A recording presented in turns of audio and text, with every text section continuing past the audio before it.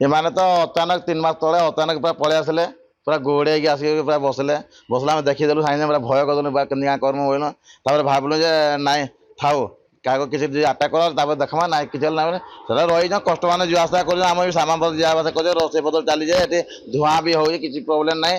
ତାପରେ ଆମର ଯେତିକି କଷ୍ଟମର ବି ଆସୁଛନ୍ତି ସେମାନେ ଦେଖିଲା ବି ସମସ୍ତେ ବି ଭାବୁଛନ୍ତି ଯେ ଆଟାକ୍ କଲେ ଆଟାକ୍ ବି କାହାକୁ କିଛି କ୍ଷତି ନାଇଁ କରବାର, କି ଆମର କାହାକି କିଛି କ୍ଷତି ନାଇଁ କରେ।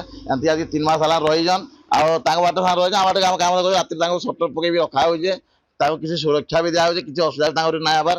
ଆଉ ସେମାନେ ଆସିଲା ମାତ୍ରକେ ସେମାନେ ରହିଛନ୍, ତାଙ୍କୁ ଆମେ ଧରିଦେଲେ ହାତରେ ବି କିଛି ନାହିଁ, କି ଆମ ହାତରେ ବସିଲେ କି ମୁଣ୍ଡରେ ବସିଲେ ବି ଆଟାକ୍ ନାଇଁ କରବାର। ସେଥିଲାଗି ସେମାନେ ତାଙ୍କ ବାଟରେ ଅଛନ୍ତି, ଆମ ବାଟରେ ରହୁଛନ୍ତି। ଆମ କାମ ଧନ୍ଦା ଚାଲିଛି, ଯାହା ପାଖରେ ବି ସବୁ କାମ ଯିବା ଆସିବା କରି ଚାଲିଛେ। କଷ୍ଟମର ବି ଯେତିକି କଷ୍ଟମର ଆସିଲେ ବି ଭିତରେ ଆସି ଫଟୋ ଫଟା ଗଲା ଉଠେଇ ସମସ୍ତେ ନେଇକି ଯାଉଛି ପାଖକୁ ଆସିକିରି, କାହା କିଛି ପ୍ରୋବ୍ଲେମ୍ ନାଇଁ କରବାର।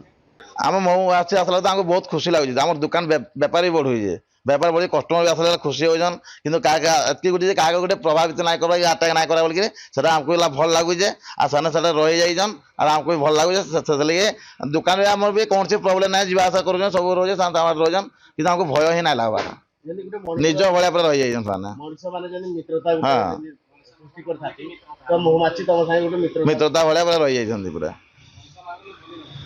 ମଣିଷ ରଖିଲେ ବି ଭୟ ଲାଗୁଛି, କିନ୍ତୁ ତାଙ୍କୁ ଲାଗେ ସେଟା ବାଘ ମାଛ ସମସ୍ତେ କହୁଛନ୍ତି ଭୟଙ୍କର ବୋଲି, କିନ୍ତୁ ଆମକୁ କିଛି ଭୟ ନାଇଁ ଲାଗବାର। ନାଇଁ ମୁଇଁ ଯେନ୍ ଦିନ ଆଇଲି ତ ମତେ ପହିଲା ଦିନଟା ଭୟ ଲାଗଲା, ତାରପରେ ଧୀରେ ଧୀରେ ଏମାନଙ୍କ ସାଙ୍ଗେ ମିଶିଗଲା ଉତାରୁ ମତେ ପୁରା ଗୋଟେ ଗର୍ବ ଲାଗୁଛି।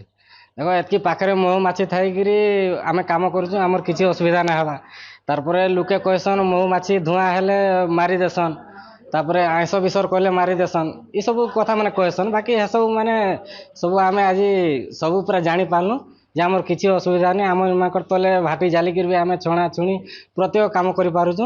ତାପରେ ଆଇଁଷ ବିଷୟରେ ବି ଆମେ ଚିକେନ୍ ଫିକେନ୍ ଯେତେବେଳେ ଯାହା ଇଚ୍ଛା ବି ବନେଇକିରି ଖାଆ ପିଆ କଲେ ବି ଆମର କିଛି ଅସୁବିଧା ନାଇଁ କରବା।